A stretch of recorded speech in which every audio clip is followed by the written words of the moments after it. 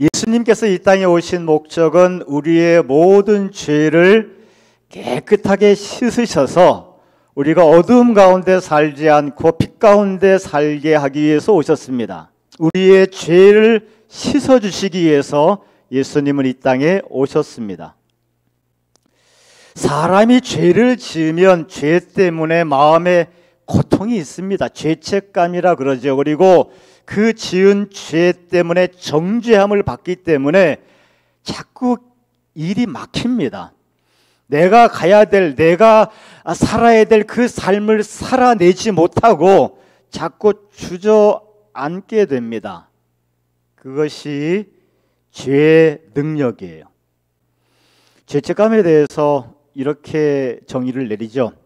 다른 사람들한테 피해를 준 일, 그리고 내가 지은 은밀한 그런 실수와 허물들 때문에 양심의 가책이 되어서 마음이 고통스럽다. 죄책감이죠. 그 결과로 어떤 사람은 우울감을 느끼기도 하고 무기력해지기도 하고 보통 자기를 학대하죠. 나 같은 게 뭐 정죄를 받는 거예요. 그리고 극단적으로는 마음이 여리신 분들은 자살까지 하게 됩니다. 성경에서 죄책감 때문에 자살한 대표적인 인물이 유다죠.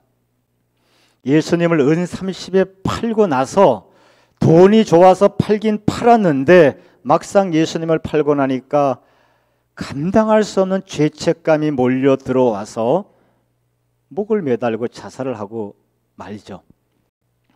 우리 작전기도 가운데 잠깐 예를 들었습니다마는 미션이라고 하는 영화 한번 이번 기회에 봤으면 좋겠어요. 거기서 아주 유명한 음악이 나오죠. 가브리엘의 오보에라고. 요즘 젊은 사람들은 넬라 판타지라고 얘기해야 1750년도 남미를 배경으로 예수의 선교사들의 얘기인데 좀 특이한 인물이 나오는데 남미 폭포 위에 사는 과라니족을 노예로 잡아서 팔던 노예 사냥꾼 로드리고라고 하는 사람이 있었는데 그 사람이 홧김에 자기 사촌 동생을 자기 손으로 죽입니다. 정신을 차리고 나니까 감당할 수 없는 죄책감이 몰려들기 시작하고 내가 지은 이 실수와 죄의 고통을 내가 감당할 수가 없어서 나를 자포자기하고 싶을 정도로 죄책감이 몰려들기 시작하는 거죠. 그래서 고통하던 그가 찾은 방법은 노예 사냥하던 무기를 노예를 포획하던 그물에 싸서 자기의 지은 죄를 상징합니다.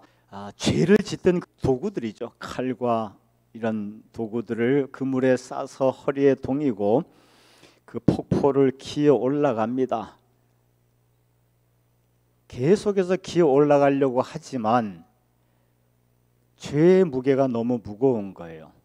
죄를 짓던 그 도구들이 다 철제 도구들인데 너무나 무거워서 굴러떨어지고 내가 죄의 문제를 해결하지 못하고 죄를 끌어안고 있다면, 죄에 묶여 있으면 그 죄는 내가 가야 될 곳에 가지 못하게 합니다. 내가 해야 될 일을 못하게 합니다. 내가 마땅히 해야 될 말을 못하게 하고요, 내가 하나님의 일을 할 수 없게 만듭니다. 그가 허리에 동여맨 그 죄 짓던 도구들이 자꾸 자기를 끌어내리는 것처럼 우리의 삶에 죄를 품고 있으면 그 죄는 우리를 바닥으로 끌어내리죠. 내 삶을 살아내지 못하도록 죄는 우리의 삶을 방해합니다. 그게 죄의 능력이에요. 우리가 아무리 이런저런 것으로 포장을 해도 내 마음 근본에 있는 죄의 문제가 해결되지 않으면 우린 절대로 행복해질 수가 없습니다. 자유를 누릴 수가 없습니다. 치유될 수가 없습니다. 제대로 된 회복이 있을 수가 없습니다.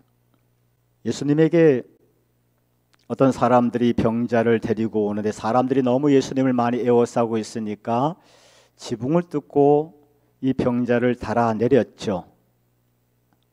그랬더니 예수님께서 그 병자를 바라보시면서 하시는 말씀이 내 죄 사함을 받았느니라. 내 죄사함을 받았느니라. 그가 평생 오도 가도 못하는 삶을 살게 된 이유를 예수님은 말씀하시는 거예요. 내 죄 때문에 네 삶이 오도 가도 못하고 있다. 그러니 내 죄 사함을 받았느니라. 그 예수님의 선언을 듣는 순간 그 환자는 일어나서 걸어갔다고 성경은 기록되어 있습니다. 죄가 내 삶을 오도 가도 못하게 합니다. 우크라이나 전쟁의 이 참혹 왜 생긴 겁니까? 누군가의 탐욕이고 죄 때문에 피 흘리고 눈물 뿌리고 가슴 찢는 그런 고통들이 생기게 된 거죠. 예수님은 이 땅에 죄인들을 위해서 오셨습니다. 삭개오 아시다시피 세리장이고 부자입니다. 키가 작아요. 난 그래서 삭개오가 좋아요.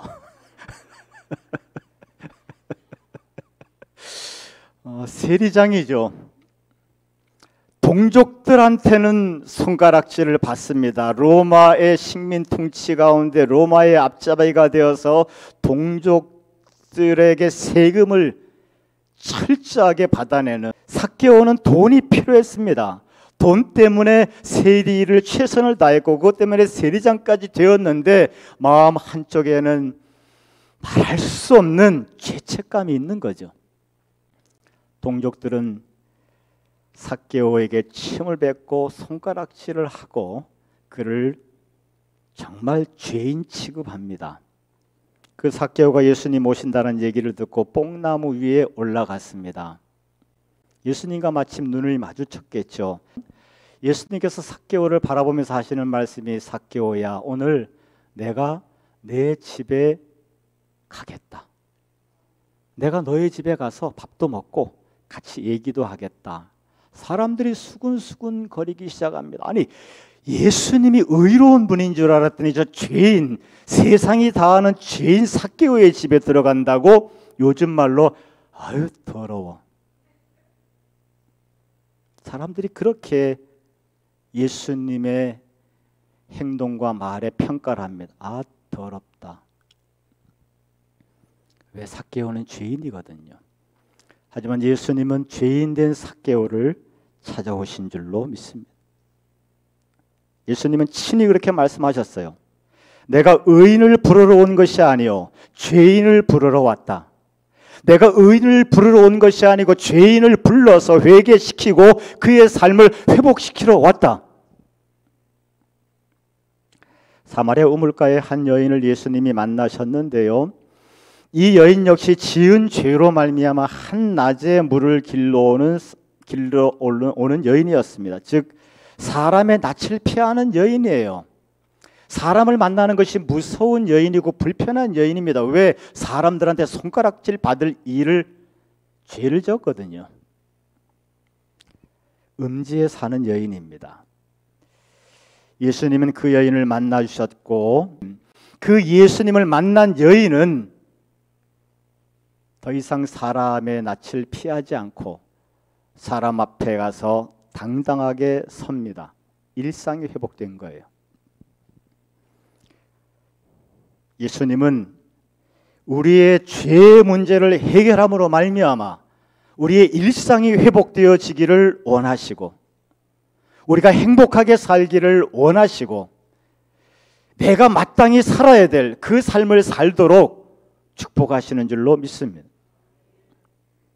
십자가 위의 강도 평생 나쁜 짓만 했죠. 죽기 전에 십자가 위에 달려서 손에 못이 박히고 발에 못이 박혀서 곧 죽게 된 상황입니다. 제정신이 든 거예요. 그래서 예수님에게 부끄럽지만 당신의 나라가 임할 때 나를 기억하여 주소서. 부끄럽지만 내 죄를 예수님 내 죄를 용서해 주시옵소서. 예수님께서 이르시되 내가 진실로 내게 이르노니 오늘 내가 나와 함께 낙원에 있으리라. 네가 회개하였고 예수님에게 죄의 용서를 의뢰했기 때문에 너의 죄가 용서함 받았다. 예수님께서 이 땅에 오신 목적은 오직 하나입니다. 우리의 모든 죄를 용서하기 위해서.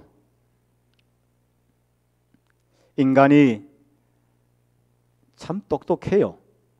그래서 많이 포장을 합니다. 돈으로 포장하고 지식으로 포장하고 선행으로 포장하기도 하고 이런저런 모습으로 참 포장을 하는데 그 근본의 죄가 해결되지 않으면 죄의 정죄함에서 벗어날 수가 없습니다.